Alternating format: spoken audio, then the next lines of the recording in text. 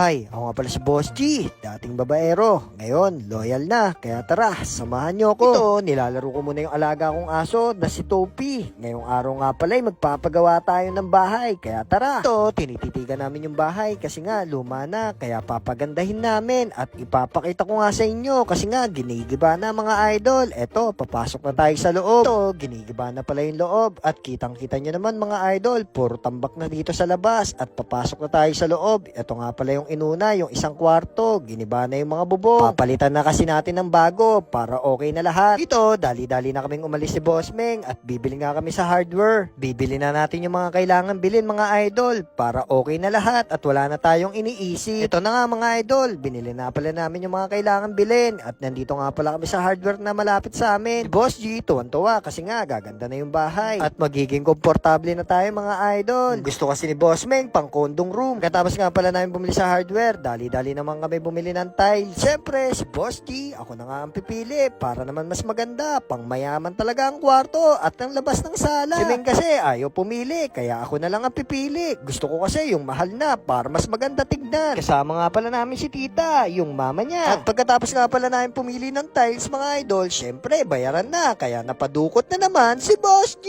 Kaya si Meng tuwang-tuwa kasi nga si Boss G na naman ang magbabayad. Kaya ayan, magbabayad na si Boss G. So, bumalik nga pala kami sa hardware mga idol kasi nga may nakalimutan kaming bilhin. Kaya ayan si Boss Meng naglalabas ng resibo kasi nga si Boss G na naman ang magbabayad. Kasama nga pala namin yung mama niya. Ito, dineliver na pala yung order namin mga idol. Napakadami nito at syempre tuwan-tuwa kami ni Boss Meng kasi nga gaganda na yung bahay at komportable na kami matulog. Kaya nasayang ko na naman ang oras nyo. Maraming salamat!